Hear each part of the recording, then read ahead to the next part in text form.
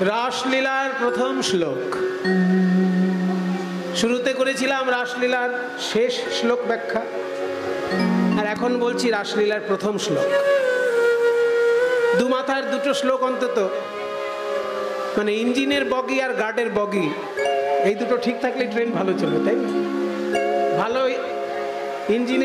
Engineer আর guard যিনি থাকবেন শেষে, ট্রেনের শেষে গার্ড থাকে, এই দুটো ঠিক থাকলেই ট্রেন ভালো চলবে।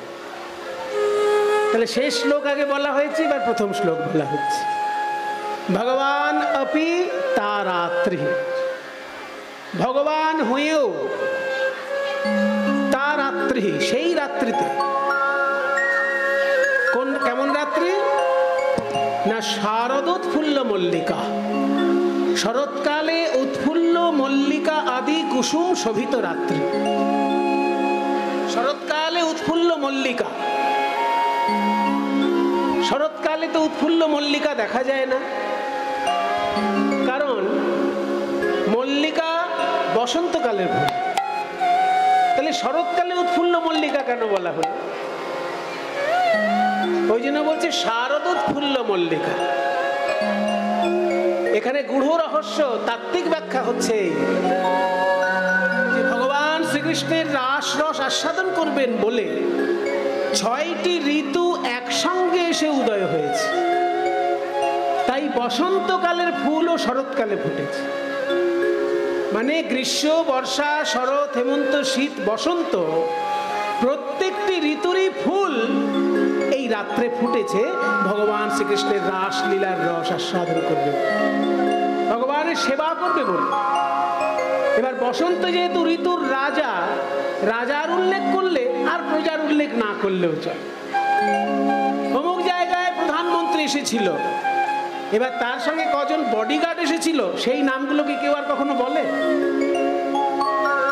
তার আগে পুলিশের গাড়িতে কারা কারা ছিল সেই নাম কেউ বলে? পিছনের পুলিশের গাড়িতে কারা কারা আছে সেই নাম কেউ বলে? প্রধানমন্ত্রীর সিটে। তাহলে প্রধানমন্ত্রী আসলে যেমন প্রধানমন্ত্রীর নামটা বলা মানেই তার সাঙ্গপাঙ্গ সবাইকেই বুঝিয়ে দেওয়া হয়, ঠিক তেমনি 6টি ঋতুর রাজা বসন্ত, তার ফুলটাকে বলা হলো মানেই 6 ঋতুর ফুলই ফুটেছে সেটা বলা হয়ে গেল। শারদোৎফুল্ল মল্লিকা, সেই রাস রজনীর শোভা বিক্ষিয়, বিক্ষিয় মানে বিশেষ রূপে ইক্ষণ করে, বিশেষ রূপে দর্শন করে, ভ্রান্তুং মনশ্চক্রে, বিলাস করতে বাসনা করলেন। কেমন ভাবে? ভগবান সরাসরি বিলাস করতে পারেন না যদি যোগ মায়া মধ্যস্থতা না করেন, তাই যোগ মায়াম উপাশ্রিত, যোগ মায়াকে আশ্রয় করে ভগবান বিলাস করতে বাসনা করলেন এই রাস রজনীর শোভা দেখে। দেখুন সেই শ্লোকটারই কি সুন্দর ভাবানুবাদ করছেন পদকর্তা গোবিন্দ দাস। বর্ধমান জেলাতেই তার জন্ম, পদকর্তা গোবিন্দ দাস। শ্রীখণ্ড বর্ধমান জেলার মধ্যে পড়ে শ্রীখণ্ড, সেইখানে গোবিন্দ দাসের মামার বাড়ি। মামার বাড়িতেই তিনি জন্মেছেন, মামার বাড়িতেই বড় হয়েছেন। যদিও তার বাবার বাড়ি মুর্শিদাবাদ, ভগবান গোলায়, কিন্তু মামার বাড়িতেই তিনি জন্ম নিয়েছেন, মামার বাড়িতেই বড় হয়েছেন শ্রীখণ্ড গ্রামে। তার নাম হচ্ছে পদকর্তা গোবিন্দ দাস। যেমন রবীন্দ্রনাথ আধুনিক যুগের শ্রেষ্ঠ কবি, তেমনি মধ্যযুগের পদাবলী সাহিত্যের শ্রেষ্ঠ কবি হচ্ছেন গোবিন্দ দাস। তিনি কি সুন্দর পদে লিখছেন, শরদ চন্দ পবন মন্দ বিপিনে ভরল কুসুম গন্ধ, ফুল্ল মল্লিকা মালতী যুথি মত্ত মধুকর ভৌরণী।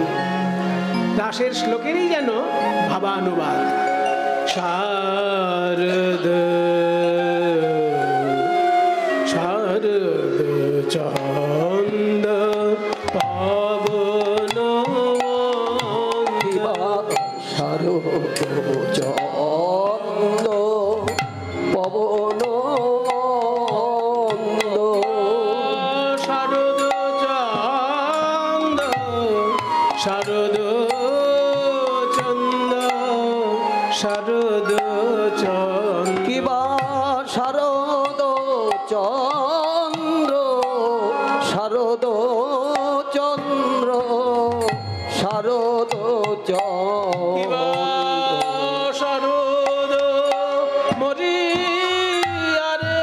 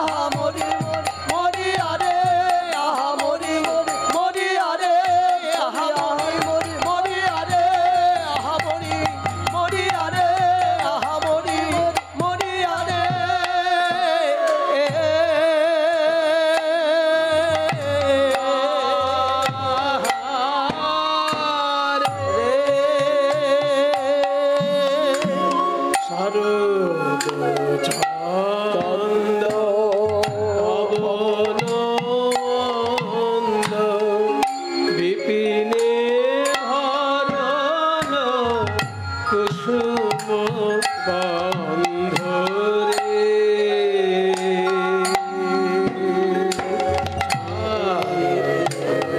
ছন্দ পবন মন্দ চাঁদ উঠেছে দেখো চাঁদ চাঁদ উঠেছে নীল গগনে নীল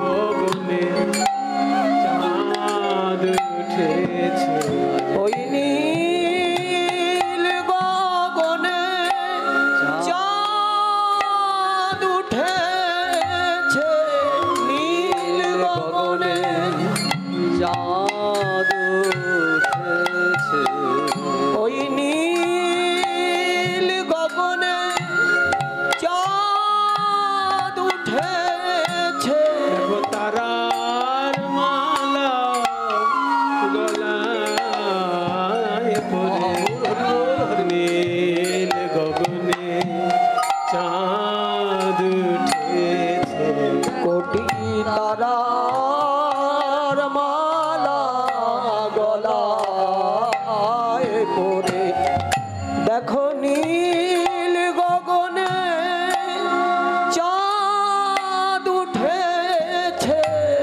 কোটি তারার মালা আকাশে দেখো চাঁদের পাশে কোটি কোটি তারার মালা চোখ খুলে আকাশে দেখো তারার মালা আর চোখ বন্ধ করে হৃদয়ের মাঝে দেখো দেখো যুগল চাঁদে উদয় হয়েছে ওই যুগল চাঁদের উদয় হয়েছে আমাদের রাই চাঁদার শ্যাম যুগল চাঁদের উদয় হয়েছে আমাদের রাই চাঁদার শ্যাম চাঁদ চারিপাশে গোপী তারা মণ্ডিত হয়ে আমাদের রাই চাঁদার শ্যাম চাঁদ গোপী তারা মণ্ডিত হয়ে আমাদের রাই চাঁদার শ্যাম চাঁদ গোপী তারা মণ্ডিত হয়ে রাই চাঁদার শ্যাম চাঁদ নীল গগনে চাঁদ উঠেছে মল্লিকা মালতী যুধি উৎফুল্ল মল্লিকা মালতী যুধি মত্ত আহা মত্ত আহা মত্ত মত্ত মত্ত মত্ত মধুকর ভরণী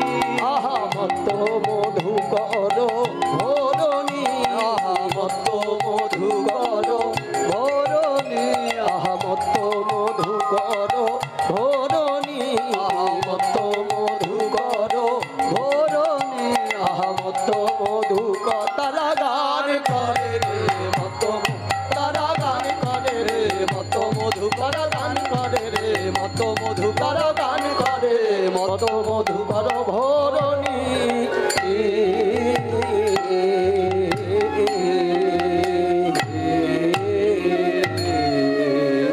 শরৎকালে পরিপূর্ণ চাঁদ আকাশে উঠেছে তার চারিপাশে তারার মালা অসময়ে ফুল ফুটেছে ছয় ঋতু একসঙ্গে আলোচনা করছে গোবিন্দের রাসলীলা তো আর বারবার হবে না আয় আমরা ছয় ভাই একসঙ্গে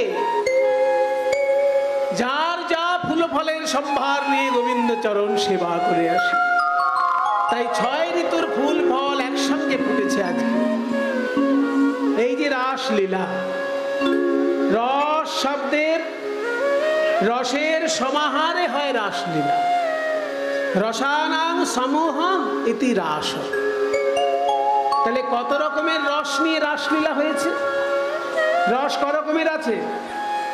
ও কৃষ্ণদা, অনেক তো বয়স হলো, কি কি রস আছে বলুন দেখি। কি? আখের, হ্যাঁ, এই চুপ চুপ, খেজুরের রস, তারপর লেবুর রস, অনেক রকম রসের, কমলা লেবুর রস। কিন্তু ওই সব রসের এখানে আলোচনা হচ্ছে না। আচ্ছা, কি?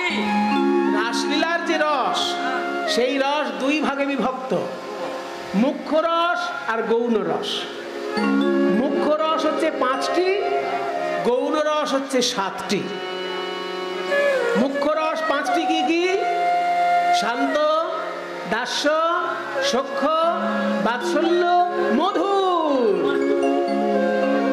মুখ্যের মধ্যে মুখ্য রস হচ্ছে মধুর। আর 7টি গৌণ রস কি কি? হাস্য, অদ্ভুত, বীর, করুণ, রুদ্র, ভয়ানক, বিভৎস। এই 7টি গৌণ রস আর 5টি মুখ্য রস, 7 আর 5-এ 12টি রস হলো। এর সঙ্গে যুক্ত হবে 64টি রস। মধুর রসের মধ্যে 64টি রসের ভাগ আছে। ছোট্ট করে বলছি, এই প্রেম রস সাধারণত দুই ভাগে বিভক্ত, বিরহ আর মিলন। বিরহের পরেই মিলন আসে। বিরহ যেমন 4 রকম, তেমনি মিলনও 4 রকম। বিরহ 4 রকম কি কি? না, পূর্বরাগ, মান, প্রেমবৈচিত্র্য আর প্রবাস। ঠিক পূর্বরাগের পরে যে মিলনটা হবে তার নাম হচ্ছে সংক্ষিপ্ত মিলন। মানের পরে যে মিলনটা হবে তার নাম সংকীর্ণ মিলন। প্রেমবৈচিত্র্যের পর যে মিলনটা হবে তার নাম সম্পন্ন মিলন। আর প্রবাসের পরে যে মিলনটা হবে তার নাম সমৃদ্ধিমান মিলন। এই 4 রকম বিরহের পরে 4 রকমের মিলন, প্রত্যেকটি আবার 8 ভাগে বিভক্ত। তাহলে 4 8 32 প্রকার বিরহ রস, আর 4 8 32 প্রকার মিলন রস। 32 32 64টি রস। এই নিয়ে কীর্তন গান। শ্রোতাদের এগুলো জানা দরকার, কারণ এখনকার দিনে শ্রোতারা বুঝতেই পারেন না যে কোনটা শুদ্ধ কীর্তন আর কোনটা শুদ্ধ কীর্তন নয়। যে যেমন শুনিয়ে দিচ্ছেন শ্রোতারা তাতেই আনন্দে হাত তুলে হরিবোল বলে উঠছে। কিন্তু শ্রোতাদের যদি একটু ধারণা থাকে যেটা কোন রসের গান হচ্ছে, কোন রসের পদ হচ্ছে, পূর্বরাগের পদ না মানের পদ না প্রবাসের পদ, কোন রসের পদ হচ্ছে। রস তো 4 রকম, পূর্বরাগ, মান, প্রেমবৈচিত্র্য, প্রবাস। এই 4টে বিরহ রস, তেমনি 4টে মিলন রস। তেমনি মিলন রসের মধ্যে এটা কোন রসের গান হচ্ছে। রাসলীলা যদি মিলন রসের লীলা হয়, কোন মিলন রসের লীলা। এই সেন্সগুলো যদি শ্রোতাদেরও থাকে, তখন দেখবেন যে কীর্তন গাইতে আসবে তারও গাইতে গেলে চিন্তা ভাবনা করে গান গাইতে। তাই রস হচ্ছে 2 ভাগে বিভক্ত, বিরহ আর মিলন। বিরহ 4 রকম কি বলেছি, সেগুলো আবার প্রত্যেকটি 8 ভাগে বিভক্ত। তাহলে 4 8 32 প্রকার বিরহ আর 32 প্রকার মিলন। এই 32 32 মিলে 64টি রস নিয়ে কীর্তন গান হয়। আর আগে বলেছি 5টা প্রধান রস, 7টা গৌণ রস, 7 আর 5-এ 12, 12 আর 64 কত হলো? 12 আর 64 কত? যোগ করুন, ঠিক করে বলুন।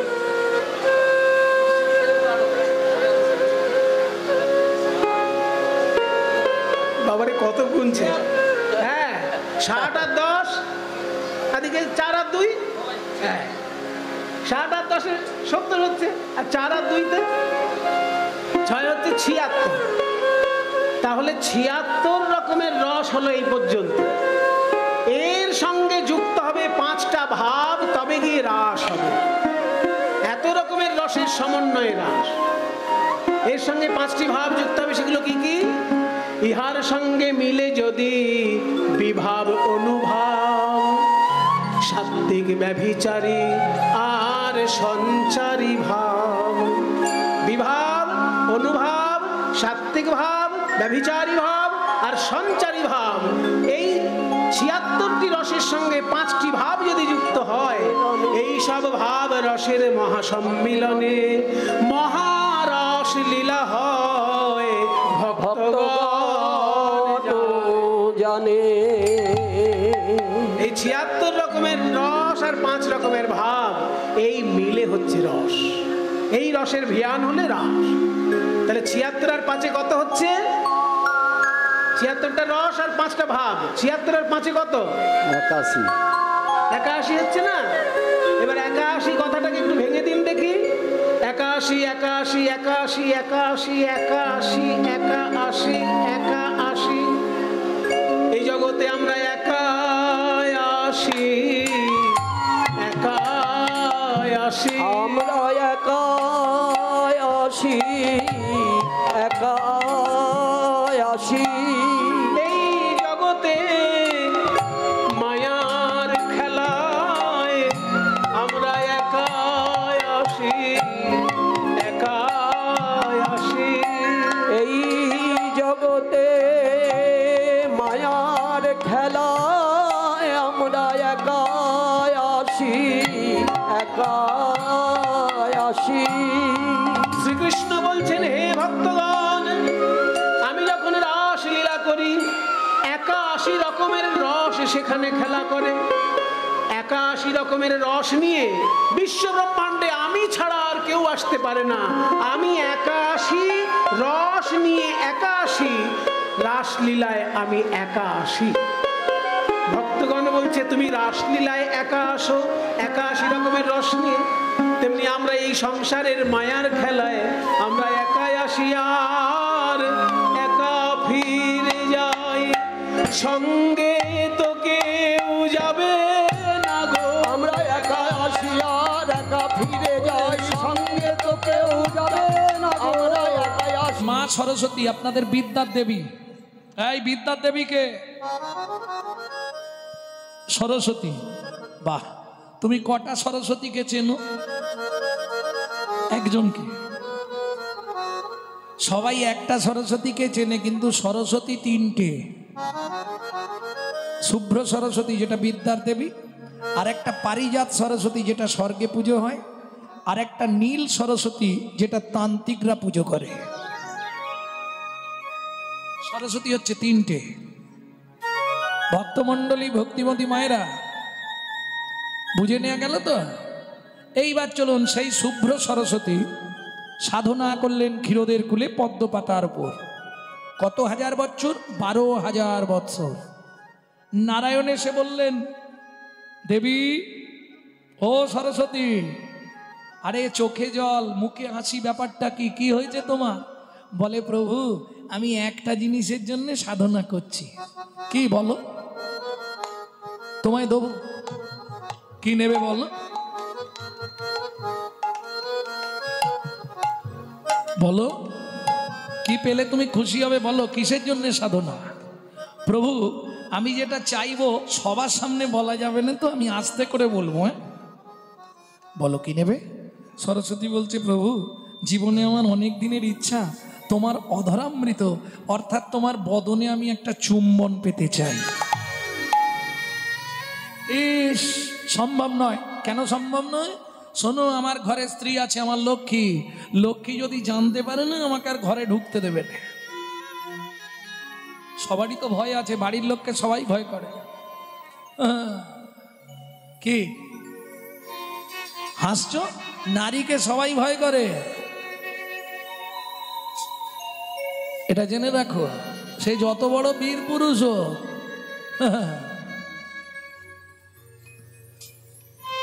এটা মাথায় রেখো। নারীকে সবাইকে ভয় করতে হয়, সে যত। কেন? নারীর ক্ষমতা আছে তো। এরা সোহাগে ভগিনী, রমণী রমণী, ধ্যানে জ্ঞানে এরা মাতৃজননী। এরা যদি কৃপা করে তোমাকে স্বর্গও দেখাতে পারে, আর যদি মনে করে একবারে নরকে ডুবিয়ে মেরে ফেলতে পারে। হ্যাঁ, এই তোমরা কিন্তু রাগ করবে না, আমি যেটা সত্যি কথাই বলছি। নারী সব পারে, যার জন্য কবি লিখতে গিয়ে প্রথমেই লিখলেন, সংসার সুখের হয় রমণীর গুণে। আর তরকারি খারাপ হয় বেশি পড়লে নুনে। ভক্তমণ্ডলী, ভক্তিমতী মায়েরা, বলো সরস্বতী কি চাই তোমার? বললে, প্রভু আমি বললাম তো তোমার চুম্বন পেতে চাই। হবে না, আমার বাড়িতে লক্ষ্মী আছে না, ঠিক আছে তাহলে চলে যাও। নারায়ণ ফিরে গেলেন। আবার 2000 বৎসর পর, মানে 14,000 বৎসর, আবার 2000 বৎসর পর এলেন। সরস্বতী আবার এসেছো প্রভু, দাও। কি নেবে? ওই তো বললাম তোমার চুম্বন পেতে চাই। হবে না, আমি আবার চলে গেলাম। এইবার নারায়ণ ফিরে যাবে। যাইতে যাইতে পথে দেখা নারদের সাথে, যাইতে যাইতে পথে দেখা নারদের সাথে, যাইতে যাইতে পথে দেখা নারদের সাথে, বলে কেন মলিন বদন, বলি কেন মলিন বদন। এই টুকি টুকি মশা একদম। প্রভু কি হয়েছে তোমার? বলে কেন মলিন বদন, বলি কেন মলিন বদন। নারায়ণ নারায়ণ নারায়ণ। বলো প্রভু কি হয়েছে? ও মা, মুখে হাসি নেই কেন আজকে? মন খারাপ নাকি? বলেন নারদ খুব বিপদে পড়ে গেছি। কি? সরস্বতী বলছে আমাকে চুম্বন দেবে। ইস, তারপরে? আরে তুমি তো জানো নারদ, যদি লক্ষ্মী জানতে পারে, এর আগে একবার অশান্তি করে আমার লক্ষ্মী চলে গেছিল বলে আমাকে ভিক্ষা করতে হয়েছিল, তুমি তো জানো। আবার যদি লক্ষ্মী রাগ করে বাপের বাড়ি চলে যায়, আমাকে আবার ভিক্ষার ঝুলি নিয়ে রাস্তায় বেরোতে হবে, তাই না? যা তুমি কিছু বলে, প্রভু তুমি এত বোকা কেন? তুমি রাজি হয়ে যাও। হ্যাঁ রাজি হয়ে যাবো। বলে হ্যাঁ। তুমি গিয়ে বলো সরস্বতী এসো, তোমায় চুম্বন দেবো। এসো। যখনই কাছে এসে যাবে তুমি বলবে এখন নয়, কখন? তুমি বলবে শোনো সরস্বতী, তোমার ইচ্ছা আমি পূর্ণ করব। দাপর যুগে আমি যেদিন ব্রজেন্দ্রনন্দন কৃষ্ণ হব, তুমি জন্ম নেবে মধুর মুরলী হয়ে, আমি যখন তখন তোমায় চুম্বন দেব। তাহলে ঝামেলা থাকবে না। শুনিয়া নারদের বাণী হরষিত হয় তখনই, শুনিয়া নারদের বাণী হরষিত হয় তখন, প্রভু উপনীত ক্ষীরদের কুলে, উপনীত ক্ষীরদের কোলে। সরস্বতী এসেছো প্রভু, চুম্বন দেবে? হ্যাঁ দেব, চলে এসো। এই যেই বলেছে দেব, সে তো যে অবস্থায় ছিল একবারে দৌড়ে গেছে। দাও, বলে দাঁড়াও এখন নয়। তাহলে আগত দাপর যুগে তুমি মধুর মুরলী হয়ে জন্মাবে, আমি চুম্বন দেব, কিন্তু দুটো শর্ত থাকবে। কি? যতক্ষণ আমার বামে রাধা না থাকবে ততক্ষণ তোমায় চুম্বন দেবো, কিন্তু রাধা থাকলে, দ্বিতীয় শর্ত, রাধা থাকলে তোমায় আমি আর ব্যবহার করব না। সরস্বতী বলে প্রভু শোনো মোর বাণী, যতক্ষণ তোমার বামে রাধা না থাকবে তখন আমায় চুম্বন দিও, আমি হারাই হারাই বলে বাজবো। আর যখন রাধা তোমার বামে থাকবে তখন তুমি চুম্বন দিও। কি করবে তখন? আমি যুগল নামে বাজবো, যুগল নামে বাজবো, আমি যুগল নামে বাজবো, যুগল নামে বাজবো। জয় রাধে জয় শ্যাম বলে যুগল নামে বাজবো, জয় রাধে জয় শ্যাম বলে তোমার মনোবাঞ্ছা পুরাইব, রাধে জয় শ্যাম বলে, রাধে জয় শ্যাম বলে, বাঞ্ছা পুরাইব, রাধে জয় শ্যাম বলে, বাঞ্ছা পুরাইব, রাধে জয় শ্যাম বলে। যুগল নামে বাজব। ও মায়েরা, সকাল থেকেই তো মনে হয় হরিনাম হচ্ছে নাকি? না বিকেল থেকে? কালকেও হয়েছে, কালকেও হয়েছে, আজকেও হচ্ছে। বাবা, তা শোনো, তোমাদের বারবার এই যে হাত তুলে হরি বল বলছো, কষ্ট হচ্ছে না তো? দেখো হাতের যন্ত্রণা না বেড়ে যায়। এটা অন্য কিছু নয়, প্র্যাকটিস করানো। যতবার হরি বল বলাতে পারবো আমার লাভ। কেন? হ্যাঁ, বাংলায় বলা হয় অভ্যাস করানো, ইংলিশে বলা হয় প্র্যাকটিস করানো। কেন? একটা ছেলে বলেনি, একটা ছেলে প্রত্যেক দিন মায়ের কাছে শোয়, মাসে একদিন বাবা আসে শনিবার, রাতটা থাকে, রবিবারটা কাটায়, সোমবার আবার চলে যায়। মাসে একদিন রবিবার রাতে ছেলে বায়না ধরেছে, ও মা কি রে ঘুমি পড়, বাবার কাছে শোবো। মা কি করবে?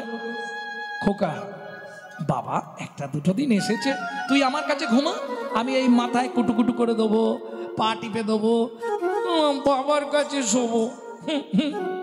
ঠিক আছে যা।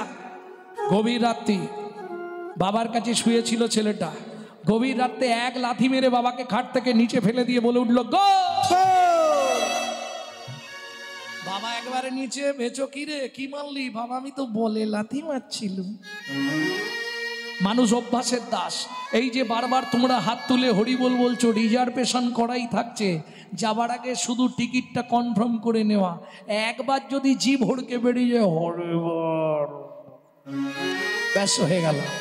মৃত্যুকালে যদি জীবী কৃষ্ণ বলি ডাকে, মৃত্যুকালে যদি জীবী কৃষ্ণ বলি ডাকে, পুষ্পরথে স্বর্গবাসী জমে চেয়ে দেখে, পুষ্পরথে স্বর্গবাসী দমে চেয়ে দেখে। এইবার বলি যে সারা জীবন করেন, সে মরার সময় হরি বলবে তো কি না? বললে কাজ হবে? হবে কি? জীবনেও হবে না। তখন হরির নাম আনতেই দেবে না মুখে, তার আগেই মাল এঁটে দেবে। হ্যাঁ, আমি প্রত্যক্ষ দেখলাম তো আমার চোখে কতগুলোকে। আর মরার আগের মুহূর্তে যে কি কষ্ট, যে একবার মরেছে সেই জানে। প্রেম সে বলো চৈতন্য মহাপ্রভু কি জয়। ভক্তমণ্ডলী, ভক্তিমতী মায়েরা, তাহলে বুঝে নেওয়া গেল ধ্যান কলিযুগে হবে না। কেমন? ধ্যান হবে না কলিযুগে। কেন? দুটো কারণে কলিতে আপনি ধ্যান করতে পারবেন না। কি কি দুটো কারণ? আসতে দুটি কারণের জন্য কলিতে আপনি ধ্যান করতে পারবেন না, নালে পারতেন, সব ক্ষমতাই আপনার মধ্যে ছিল। শুধু দুটো কারণে আপনি কলিযুগে ধ্যানে বসতে পারবেন না। ও যে দেখবেন চোখ বুজে বসে থাকে অনেকক্ষণ ধরে, জানবেন ও ছল করে বসে থাকছে, কষ্ট করে না থাকলে নয়, তাই বসে থাকে। নালে ধ্যান আপনি করতে পারবেন না, মনোনিবেশ করতেই পারবেন না। কেন? চিত্ত চঞ্চল দেহ দুর্বল, চিত্ত চঞ্চল দেহ দুর্বল, ও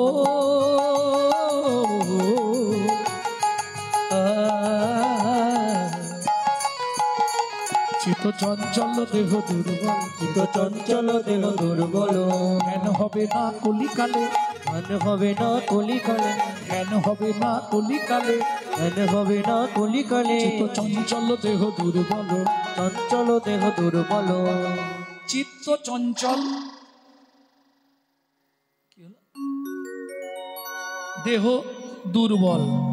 চিত্ত চঞ্চল কেন? মন তো এক জায়গায় থাকবে না। এখানে বসে আছি কিন্তু মন চলে গেছে ঘরে, তালাটা দিলাম না দিলাম নি। তোমাদের এখানে প্রচুর মশা, বাবা পুরো ধুনে দিচ্ছে। হ্যাঁ গো, আজ একাদশীর দিন, কি করব, হাত নাড়তেই হচ্ছে, আর দু একটা যাচ্ছে, অপরাধ হয়ে যাচ্ছে না।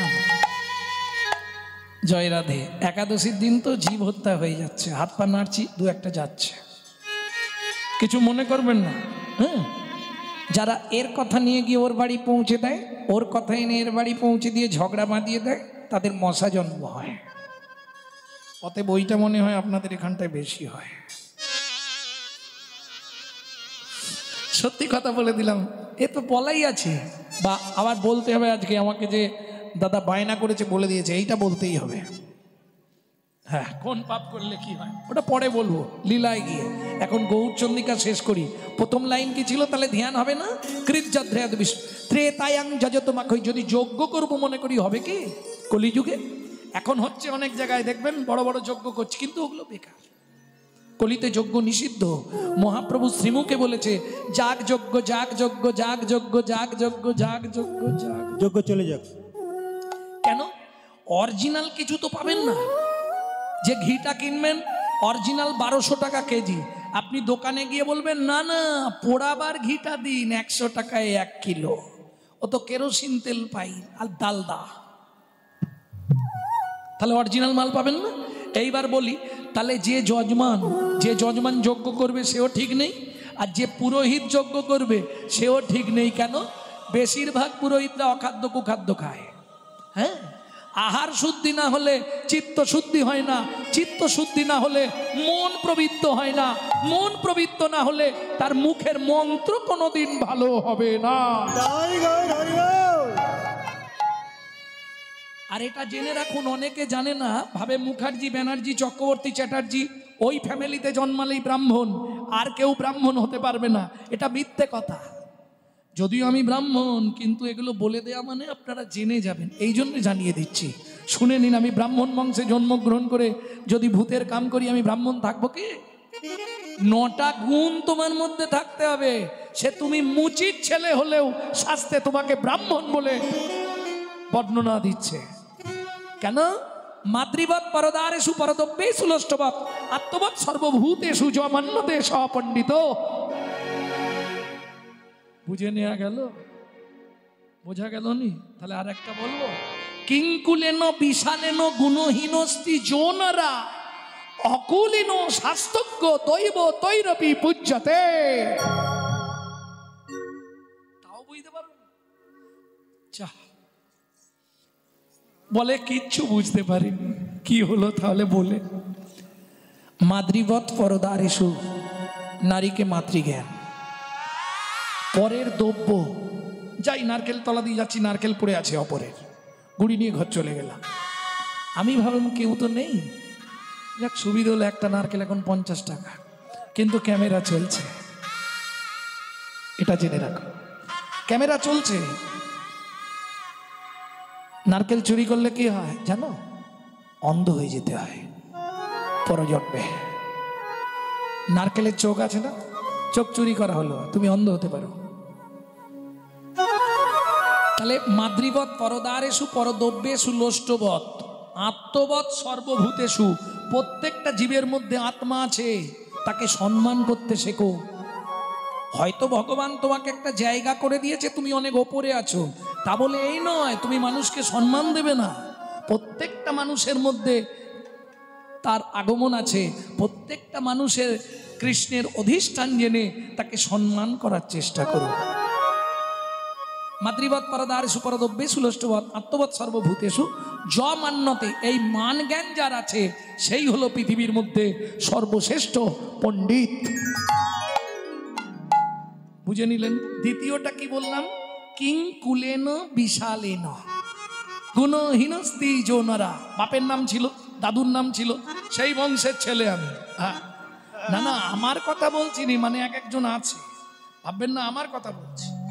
বিরাট নামজাদা বাড়ির ছেলে, এই আমার বাপের পরিচয় জানিস? আমি উমুকের ছেলে। কথা বলবি, লাভ কি হবে? সন্ধেবেলায় তো গেলাস উল্টাই, লাভ হবে কি?